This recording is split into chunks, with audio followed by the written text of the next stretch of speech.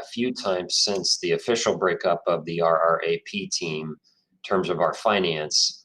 And these finances are changing often. And I remember us talking about the CARES Act implementation and what expenses to code and those kind of things. So I'm really happy to have you back to kind of see an update here after closing the books and just starting to get into the estimates of what it looks like opening virtually and the use of CARES Act funds. So I'm going to present. I'm not going to be able to see you, so our board members and superintendent, if you're monitoring chat, and interrupt me at any point in time so we can get questions answered. Hey, Ryan, if we could just real quick, I mean, can we just kind of go around the horn and just sort of just do a quick introduction as to who's on the line? Sure. I will call folks out, and then if you wouldn't mind giving an introduction in your role on the committee. I'll just go around as it's ordered in my list. Kristen? Good morning. I'm Kristen Booth. I'm the principal at Judith A. Resnick CLC in the Firestone cluster. Michael? Michael Household, the Vice President of the AEA Association, and also the College and Career Academies Teacher Liaison, and I was the co-chair for the Reopening Finance Committee. Joseph? Hi, I'm Joey Nicolino. I'm a freshman academy principal at Kenmore Garfield, and I was the Teacher of the Year in 2019. Oh, congratulations. And it's also good to see you again. Good to see you as well. Philomena? Philomena Vincenti, principal of Glover CLC, and we are in the Kenmore Garfield cluster. Hey, good to see you too, Mrs. Vincenti. Nice to see you, Derek. Michael? Michael Harkness. I am a intervention specialist at Glover CLC. I'm also a member of this committee as well as the scheduling committee and reopening committee for elementary. Okay. And Peggy? Good morning. I'm Peggy Greiner, and I am the district's grants manager. Fantastic. All right. It's great. It's great to meet all of you. And we also have Superintendent James, and I see one phone number in there. I don't know who that is. So welcome, unless you want to go off and mute and introduce yourself. Yeah, this is Todd Atkins on the phone, Assistant Treasurer. Thanks, Todd. Good to hear you. I've already been Todd already. I couldn't get on. I had technical difficulties getting on the Google Meets for some reason. Okay. So. If Ruth is dialed in here also, maybe she can resend you the link. Great. Thanks, Ryan. I appreciate it. Thank you. Thank you for doing that. All right, I'm going to bring up our outline. This outline is a little similar to our reopening committee, and I know finance committee members have had a chance to preview this a little bit. So let me present.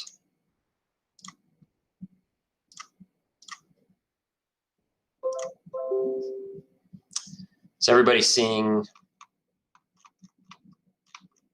this document here titled Akron Public Schools Finance Committee? Yes. Yes. Okay. Wonderful. Wonderful. Is there a possibility you can make the screen just a little bit larger?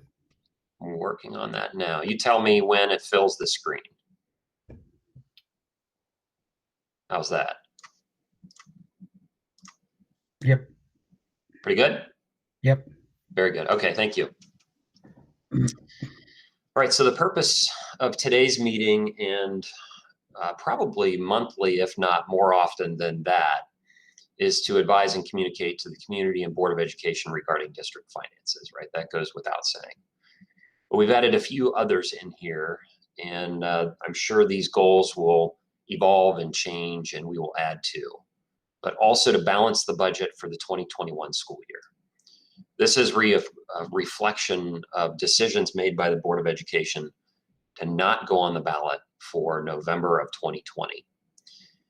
And finally, to make these necessary reductions that impact students and staff the least, right there. So there's an inherent assumption right off the bat that there is a deficit that we are almost required to make up at this point. So I say almost required because it does not enter the threshold for the Department of Education fiscal watch, caution, or emergency.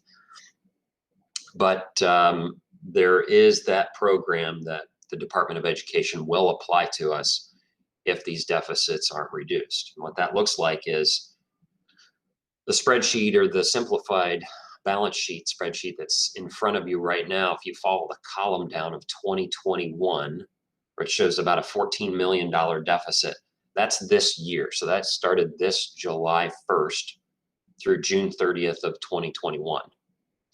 So when we file our October forecast, or maybe even an amended forecast prior to October, as you know that we've been contemplating to do that as soon as we get a comprehensive set of financials, is they will write a letter to the superintendent, board, and treasurer and say, give us a plan for how you are to navigate out of this pretty sizable deficit. And that plan must include the following kinds of reductions. And if the board doesn't or isn't able to meet that requirement, the Department of Education can, through fiscal emergency, appoint an oversight committee to supersede board decisions, and they can make decisions on behalf of the board, school, administration, and staff. So this first picture, to the board members that saw a little bit of this yesterday, this first picture is to give us a backdrop of current financials. You see fiscal 2020, where we were able to balance the budget. We were not predicting that at the beginning of the year. And the closure of March 13th through the end of the year. Hey, as Ryan. Well as hey, Ryan. I'm Yes. sorry, real quick. Can you tell us what column you're in? Because again, we can't see at the top of your screen what's 2021, 2022, et cetera. So is 2021 row T, row U? I'm sorry, column T, column U? Oh, you're not seeing the spreadsheet. Okay, hold on. You're not seeing the correct spreadsheet. Okay. I'm off of our handout. Hold on. Present now.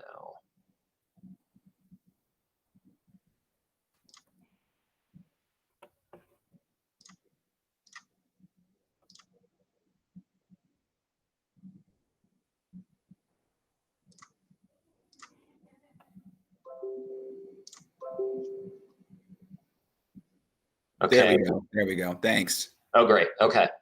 So this is the top of the Finance Committee purpose, and you're seeing that? Yeah. Okay, wonderful. Thank you. I inserted this yesterday, the simplified financial statement, to give you some perspective of this column 2020. And I'm not, so just so you know, please, kind of validate me there, Dr. Hall. I'm not seeing faces right now, so I'm just looking at that simplified financial statement. Is that what you see? Yeah, it is. Yep. Okay, Yep. wonderful. All right. So 2020, at the beginning of 2020, we were predicting about a $3 million deficit, school closures in March, and then this return to school committee, along with the board and board finance committee. If you remember, we were monitoring month to month and sometimes twice a month about areas of our supplies, materials, capital expenditures, and purchase services where we were running under budget. Really not making any declaration of that we'll finish under until later as we got into May and June. And so we're going to repeat that a little bit today. That hopefully will look familiar. So fortunate we were able to balance the budget and add a little cash to our cash reserve. As we open up the 2020-21 school year, or fiscal 21, we've got about a $14 million deficit, maybe even 15 million as we're beginning to plan and budget for this school year. And so without the additional revenue of a levy that, if passed in November, would give us additional funds in January of 2021, we really do need to do our best to balance the budget for 2021. Now, it's a little steeper climb than what we've faced between the $1 and $3 million budgets over the past couple of years. So I want to add to this backdrop and talk about the Esser Fund, or I'm going to refer to them generally speaking today as CARES Act 1.0, 2.0, and 3.0. And as you know, the largest component has been the Esser funds that was awarded about 10.6 million. And I'll let you catch up here about, generally speaking, these are very broad uses for the dollars. And we have the availability to spend this 10.7 million almost through September of 2022.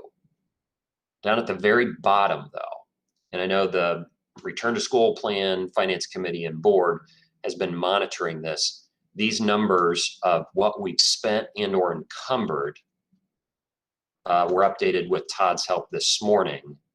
So we have about 7.1 million remaining of the Esser funds, assuming that there's not another round of federal stimulus monies.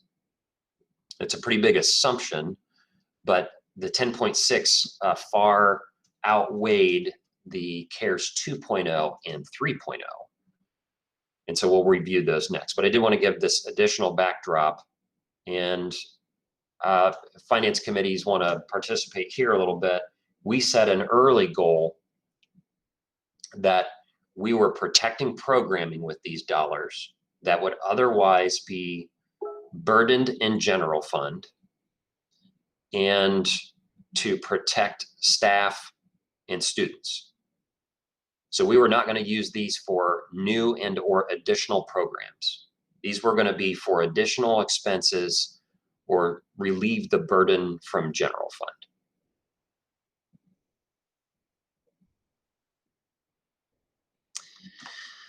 CARES 2.0, and Todd, I don't know if you're still on the call or not. We just were this morning able to see this application for the allocation of 1.26 million on Department of Education's website. Todd, are you on? Yeah, I got it on. Okay, thank you. Can you give a quick recap here of these funds are available and must be used by December of this year? Can you give a quick recap of what these funds can be used for? Yeah, they're more restricted. Can be used for unemployment costs. It can be used for an online curriculum and cleaning supplies. That's basically what they're geared towards. And anything really to help the online curriculum piece as far as staffing too. Okay, thank you. Yep. And is it accurate to say that we have not had any of these funds encumbered or spent yet? No, we just got the money this morning, so. Very good.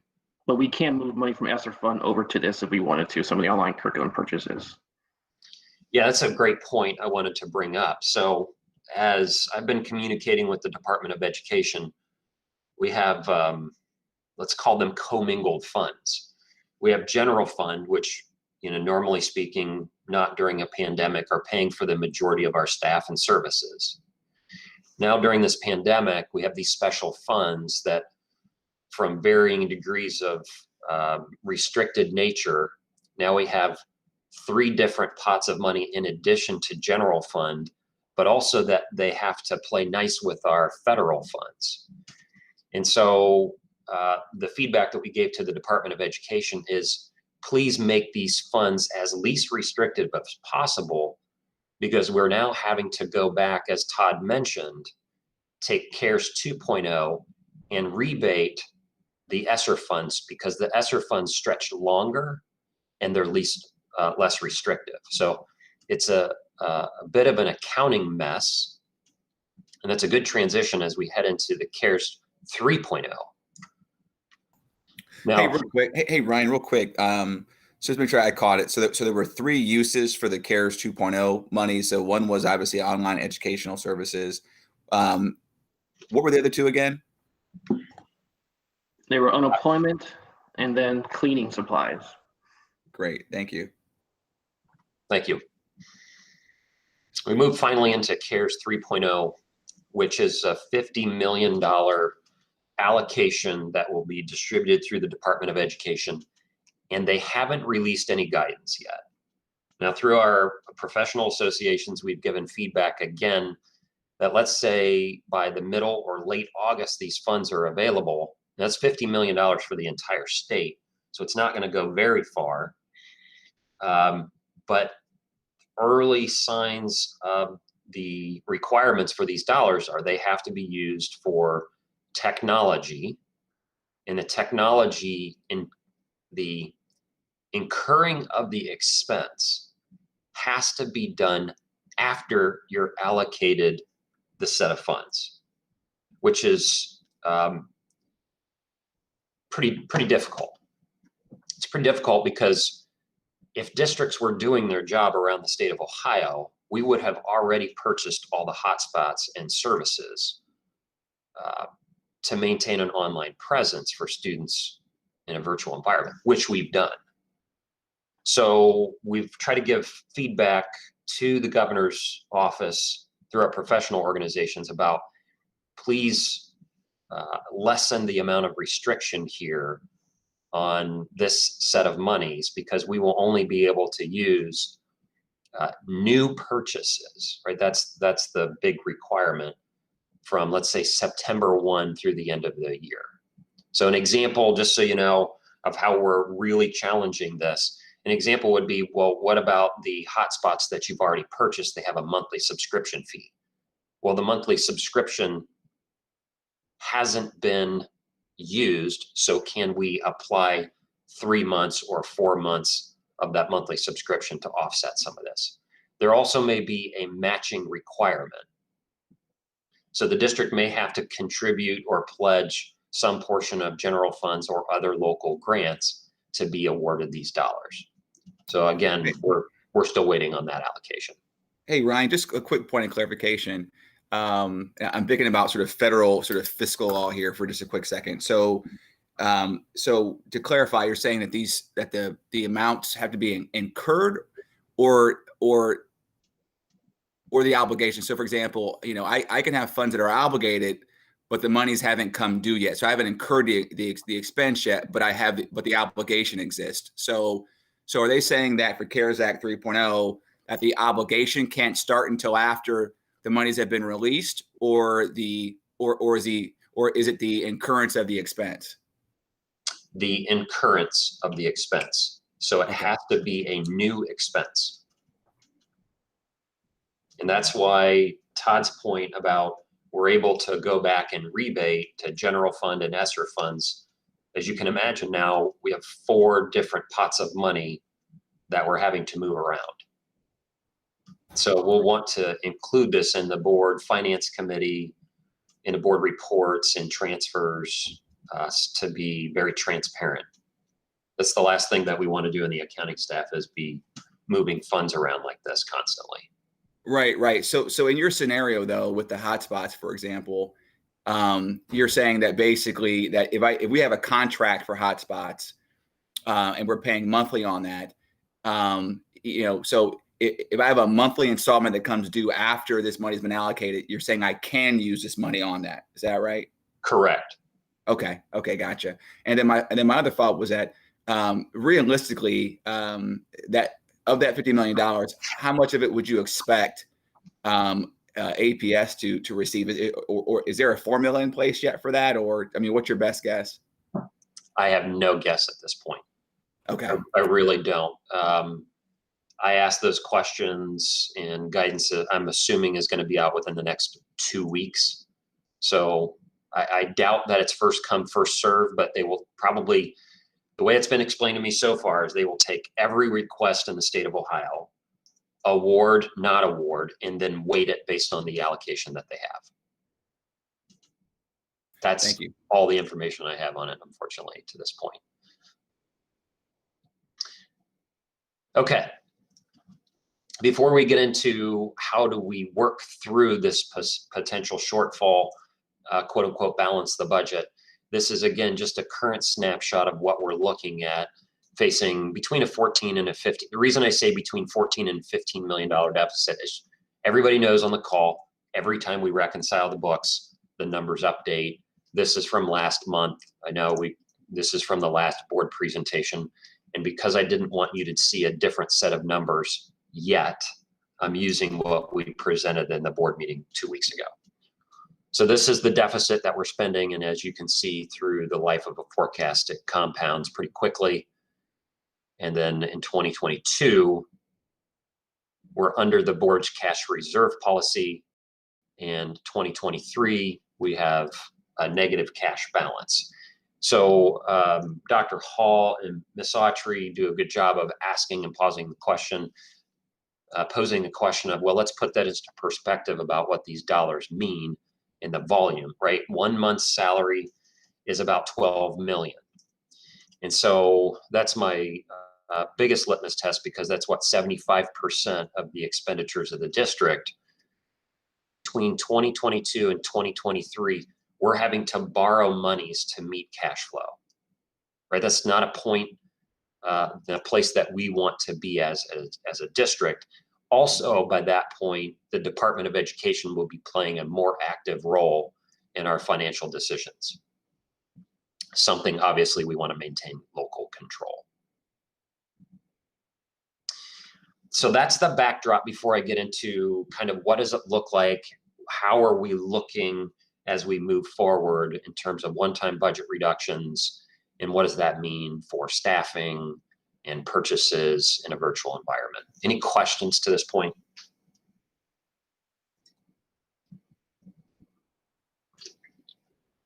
Okay, so how do we address this?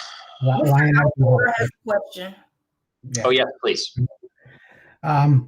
So I have a question then in regards to the $7 million that, the CARES Act that we have not spent. I understand that the stipulation is that the board has the prerogative of spending this all the way up to December 22, I believe you said, right? September of 2022, yes. Okay, September. Okay, so what happens if the state takes a look at it and says, compared to other districts, what we have already spent or have not spent in regards to those $7 million, and they decide to allocate the future funds based on how much you have already spent? Is that a possibility?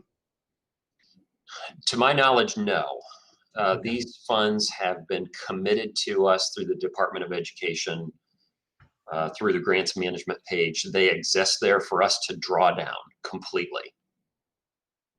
And that's one of the reasons, Mr. Householder, that we drew funds early. So there was a question, because these funds were able to be drawn from March 13th expenditures forward. To your point, before we really got the confidence that these monies were ours and not going away. Now, this has been a federal allocation through the state of Ohio, and it's listed on a statewide allocation. So I'm very confident that these monies are ours, but we did draw those monies early, kind of to your question of, is it better for us to wait? Is it better for us to relieve general fund now? And as we were going through it, and early on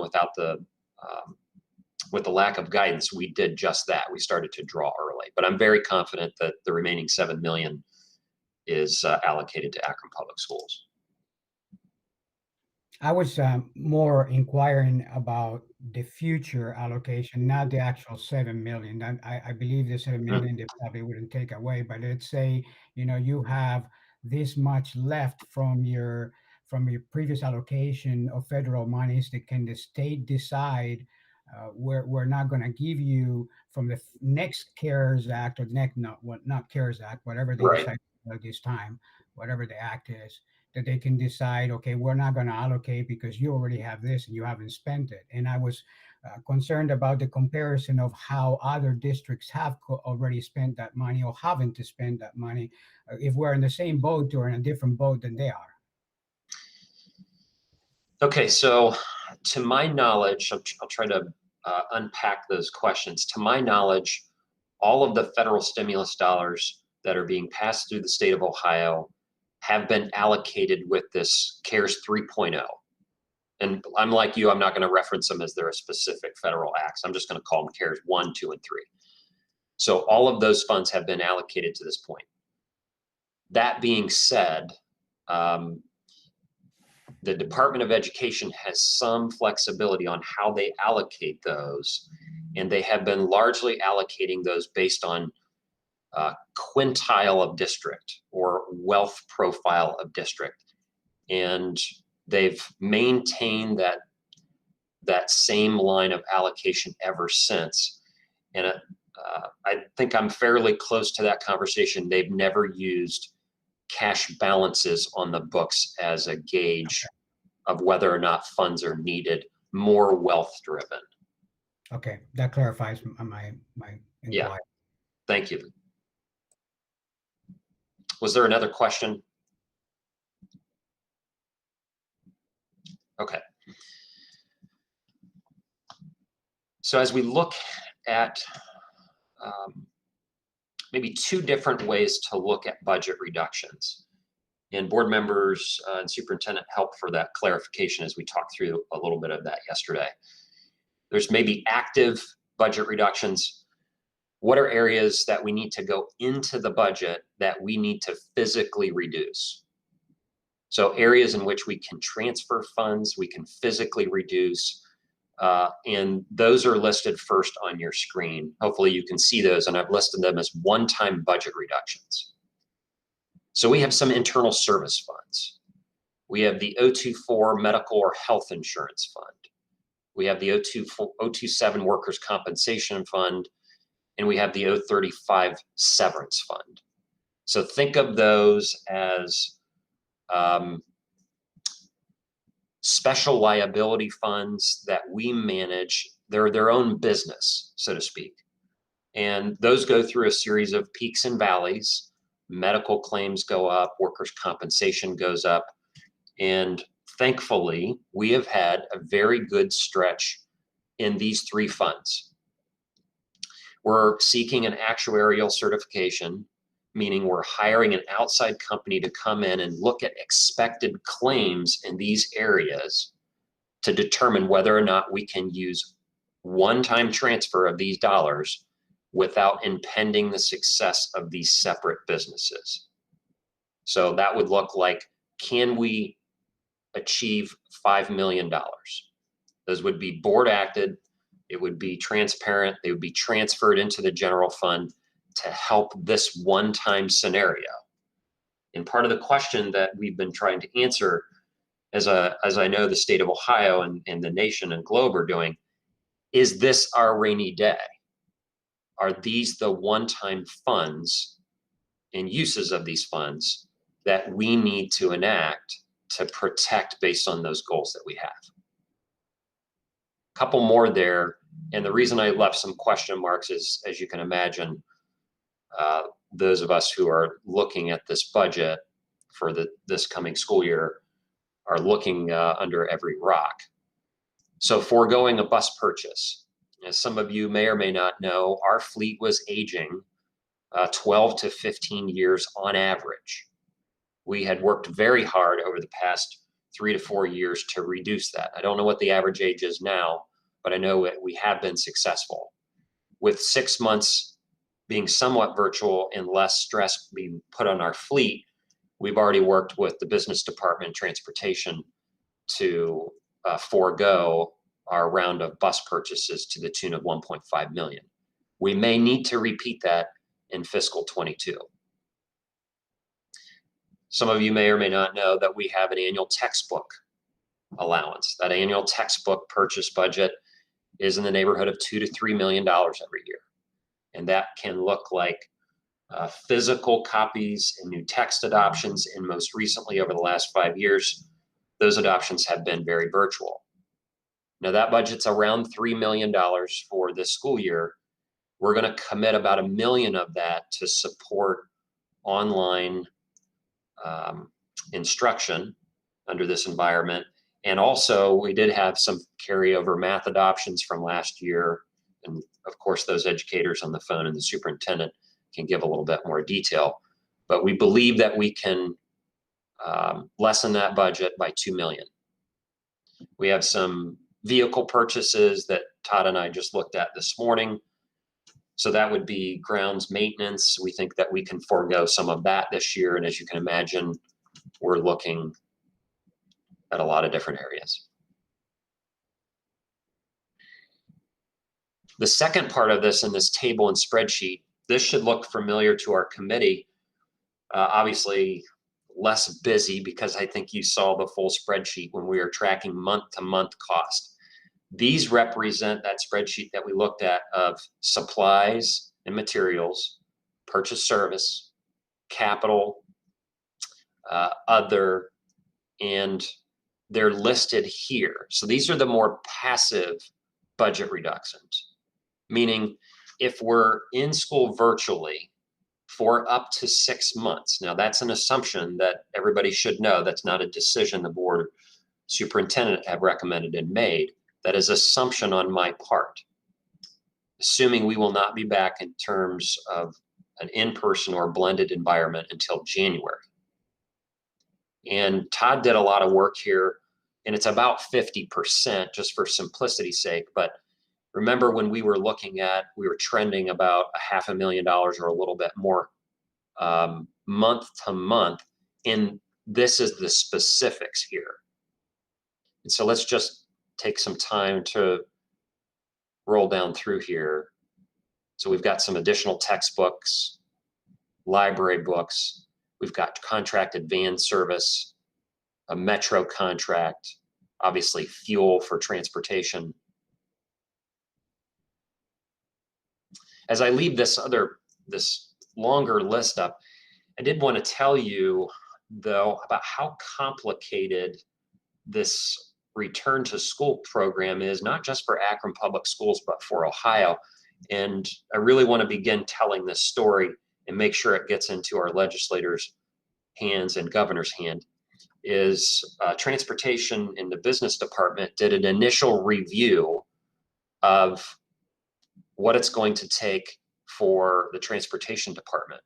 And I'm just going to use very round numbers because I want you to get the impact. And as we get closer to drawing the specific routes for transportation, and you're wondering, why is he talking about routes when we're not going to be in school?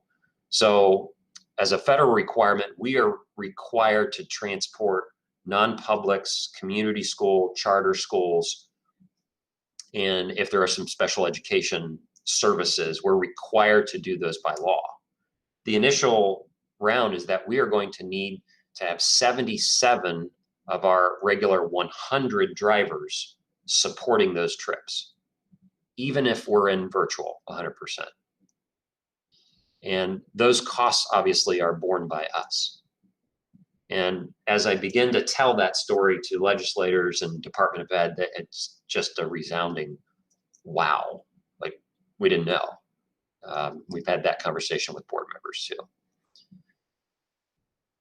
So as we go down through, there's about what, $5.3 million delta or difference. So I'm kind of looking at this as, and I believe the board will discuss this more in the coming days and weeks. Are we in a scenario where this is the one-time use and reductions of budget monies to forego and keep staff as whole as possible with the goal of protect programming, protect our staff, protect our students and families of this one-time catastrophic disruption? This is not normal levy cycle kind of discussion. What is normal levy kind of discussion, if COVID wasn't here, is we would be talking about potential for staff reductions. I know the use and terminology of furlough has been used. Public schools in Ohio can't furlough. In a sense, that would look like a memorandum of understanding to union contracts. And then other budget reduction items here. So if the goal is to balance the budget, protect this one-time disruption, can we do that through this both active passive in federal stimulus dollars to balance the budget, protect all of those programmings and staff, and then obviously pass new operating levies in May and or November of next year, that should be something that we discuss. So what I want to leave you with before we open it up for questions is, can we achieve a few of those goals by these one-time options? And the answer, in my opinion, is yes. I believe we can get to a $15 million mark with very little to no staff impact with the current assumptions. And what I mean by current assumptions is, we most definitely know that if COVID rears again and peaks in Ohio, and the governor is required to shut down businesses, affecting future revenue streams and cuts, that could be catastrophic, obviously, for everyone included, from schools and businesses, employment, and all of the above. The other assumption that we need to reference is, I am somewhat comfortable knowing what experience we've had from March till now, knowing the CARES money we've had from now, and knowing where our books are reconciled. I am somewhat comfortable knowing that we will save dollars or reduce spending between now and January 1st. One assumption I am not comfortable with is from January to the end of the school year. So from January 2021 through June of that school year, if we are in a blended environment and just extrapolating the bus equation that we're going to need 77 of our regular 100 drivers, and now we're going to virtually add, or we're going to in-person add certain grade levels, our expenses will go up above the norm.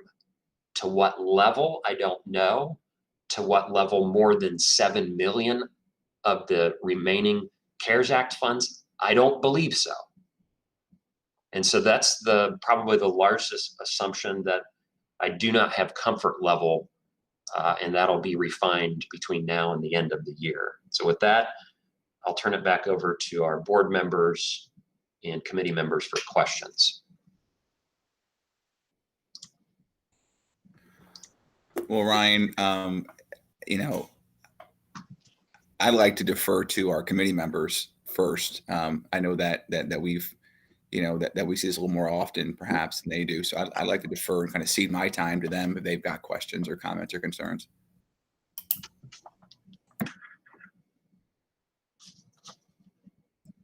I do have a question there, Ryan. So in these one-time reduction of specific, budget items, is there a list of what we would consider more essential things than others? Or are we looking at doing a reduction of all pieces at one time?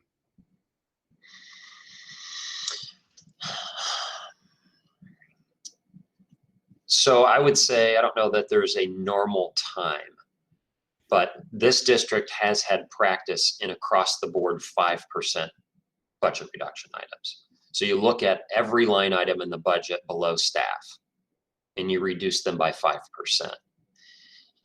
This is different. So the virtual environment that we're in allows us to go into specific line items of the budget and say, some are used more than not, right?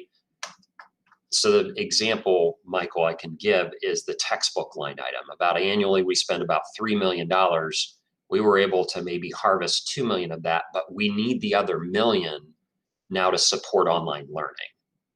So I will reference it. I think this is going to be more scalpel oriented this year. That is my opinion. Obviously, this needs to be more of a board discussion as we look further into the kind of reductions. Next year, if we're not able to pass monies, we're facing a steeper deficit. I think that scalpel analogy becomes more broad-based and it becomes across the board reductions. So the private audit that we're going to have, it's on the first item that you had in there, which is the workers' comp, the severance pay. Am I correct? That's where you're taking a look at. I Right. mean, to me, those items seem to be employee based, more on a risk factor for the future, and obviously that's why you require that audit in there.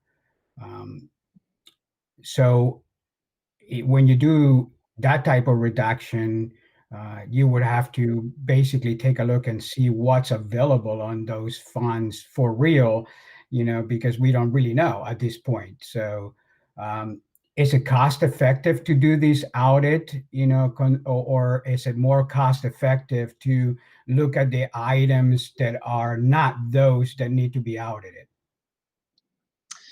So on those internal service funds, first we need a professional review of those funds. I want to triangulate the data both for myself, the staff, and board. So that's really important that we do that.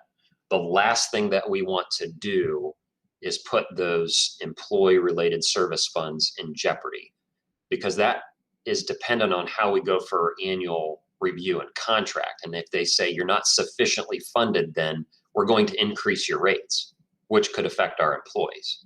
We need to protect against that component. That's part one. Part two, my suggestion on those internal service funds is that we not do that all at one time.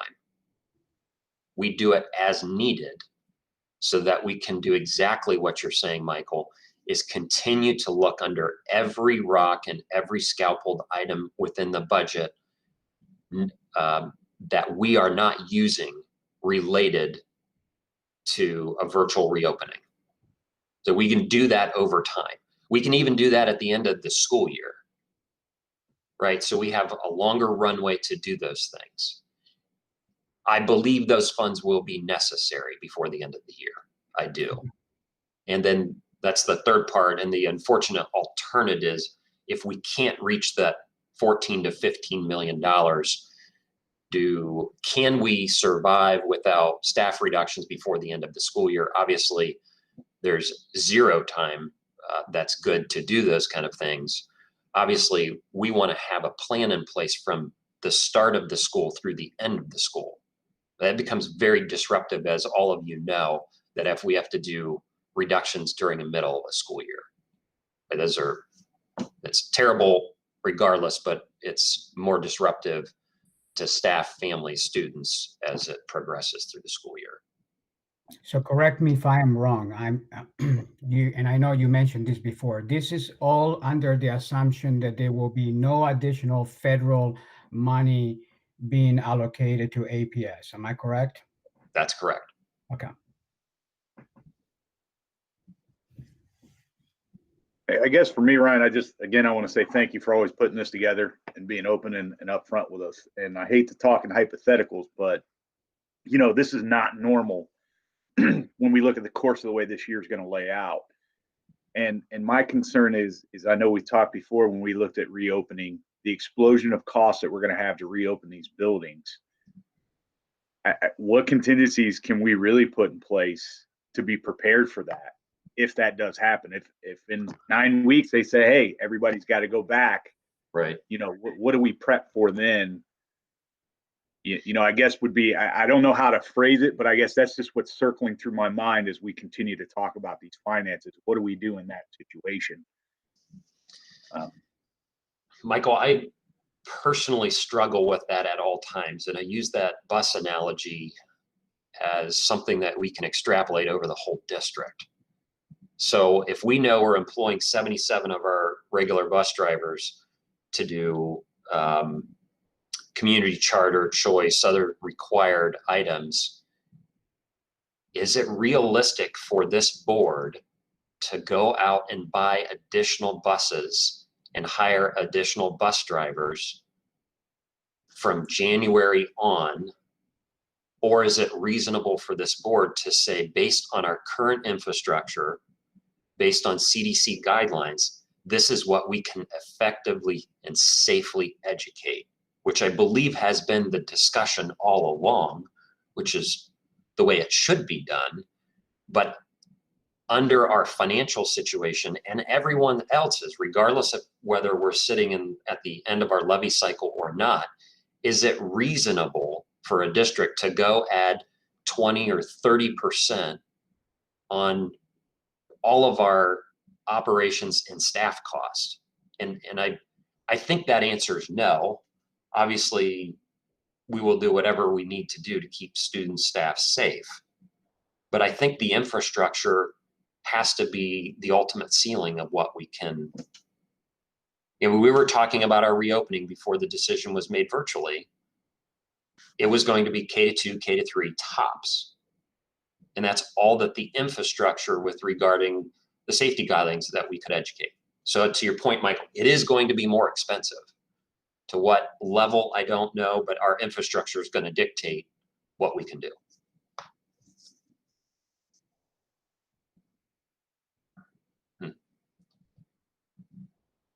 Other questions? Board members? Ryan, I don't have any, additional questions at this time. Again, I just want to make sure that we're creating space for the other folks on the line, whether it's Ms. Booth over at Resnick or Ms. Greiner, or Mr. Nicolino, others that may have questions that they want to ask. Now is not the time to be shy. Everyone on this call, has works with educators, and they will all tell you there are no such thing as dumb questions. We all work together, and there's a high degree of collegiality and collaboration that goes into all this work. And so, just really want to encourage you, if you have questions, no matter how seemingly small or insignificant, please ask them. Our plan to move forward from here is to do a summary of this meeting like we do for a lot of our finance committee meetings. And we will do some reporting out to the board and be having this conversation again at the board level about the potential for these one-time active and passive budget amendments with the use of federal funds to balance the budget and keep our programming staff and students whole this year. So really do appreciate it. If you have additional comments or questions, let me know. I really do like this committee. I'm going to keep you guys going. Sharing this documentation, is it okay to do that with the members of this committee? The ones that you presented here today. Sure will. Yeah, I'll send those out after the meeting. Hey, Ryan, let me just, again, I want to make sure that I'm, erring on the side of inclusivity here. Are there, this question is to those of you on the RRAP committee, are there topics that we obviously maybe didn't get to today that you all would want to talk about moving forward? Just items that you may have curiosity about. So it'd be educational for me to hear that as well. I think as well as for Ms. Autry, if there are other areas of concern or questions that you all may have, would love to, if we could just take a minute, just create some space here, just breathe, and give you guys a chance to kind of weigh in or submit any comments or questions that you may have for things that you'd like to talk about in future iterations of this gathering. All I have to say is that Ryan's done an excellent job keeping us well-educated and well-rounded in the whole aspect of this. He shared with us bi-weekly everything that's changed, and he's kept us well-informed. So I have full confidence in his decision-making. Thanks. Okay, great. I think, Mr. Hall, one thing we talked about in the beginning, going way back, is an important thing is consistency for the students moving forward with however we have to deliver instruction. And a big part of that is, like Ryan has said, is trying to keep our staffing numbers where they're at. Gotcha. I know within the community that I work in is also the neighborhood I grew up in. So when I'm there, I know how important, educators have been in my life, and how important it is to keep those people working with those students in those communities. And I don't know how else to say it, but we have to keep as many hands on deck as we can moving forward, even in this tough financial bind. I think, all the principals and teachers and educators that are on this line will tell you that, that has been our driving force of being a part of this committee. And also the other ones that many of us are a part of is trying to continue that consistency for our students to make sure that, they have the people there that have always had their back, which I want to say is everybody on this call right here. So that's just an outside thing. I think we've said from the beginning was, that's always been our goal, is making sure that those funds are available to keep teachers teaching and keep those support personnel with them, which is the tutors, and even going down to our janitorial staff, our transportation staff. All those people are a big piece of this community and this, of APS. I mean, it's what makes APS so great, I think, is all those people. So that's just something I want to put out there for you, just so you understand where we stand, across the board here. Great. Thank you. I appreciate that. Thank you very much. I do have a question for Ryan. So this is something you kind of alluded to, mentioned briefly at the beginning of your presentation that kind of made my stomach sink a little bit. When you mentioned about that emergency fiscal team that could possibly come in. So I guess my question regarding that is there a certain number that triggers them to come in? And then just given the unprecedented situation, what's the likelihood that such a team would come in? Because I would imagine there's going to be a lot of districts facing some challenges during this time. So thank you. Yes, what I will do for Monday night in my report is I will deliver the Department of Education's thresholds on fiscal caution, watch, and emergency. In post 2008, when we had the global economic crisis that largely was around property and real estate and banking, there were about 1/3 of the districts in the state of Ohio on that list. And the answer is yes. The Department of Education does not have the resources to manage fiscal emergency for 1/3 of the districts in the state of Ohio. The number's nowhere near that right now, assuming that we are emerging from this crisis more stable than what happened in 2008. Property-wise, there's going to be a small impact, but it's not going to be as deep and as quick as it was post 2008. However, we are one of the largest districts in Ohio. My guess is that if we are not able to balance our budget through whatever means possible, that the department would participate here. I think we could expect as one of the larger districts. Now, do I think that'll happen this year? No, I don't think that'll happen this year. This would be the first year in which they would say, Mr. Superintendent, Board, and Treasurer, please deliver us a report in writing, maybe even board adopted, of how you intend to emerge from this deficit. So I'll report on the details of that Monday night. But Ryan, to that point, to Ms. Autry's point, if we,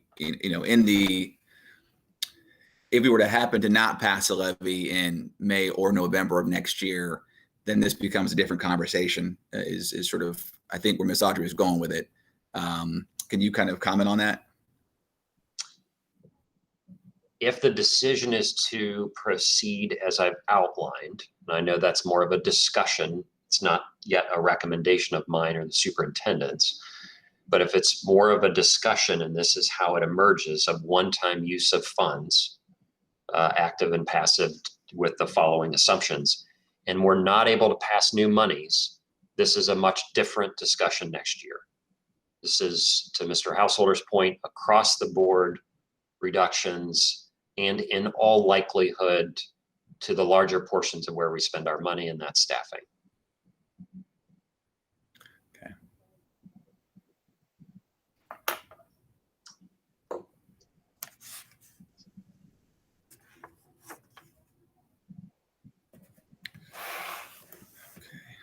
It is Friday. I hate to leave the committee report on that note, but it is Friday. I know all the days seem to blur together, but I really do appreciate you all being on the call, and if it's up to me, maybe we'll keep this committee going for quite some time. So I really do appreciate you guys having a chance to look at this with us. And Ryan, I thought this was a really refreshing variation on a theme. I'm certainly open this as well as we move forward as well. It was kind of nice to, finance at times can be dry. So it's nice to kind of have other faces, to also sort of share that at times misery with. Right. So to kind of walk through some of this stuff. So, anyway, no, I mean, on a positive note, it's good to see other people's faces, and I'm grateful to have your support and your intellectual capital being expended on this call along with us. So, 12 heads are better than 4. So, all right, everyone, thanks so much. Thank you for all right, thank everybody. Thank you. Yeah. Bye-bye. Yeah. Thank you. Bye. Bye.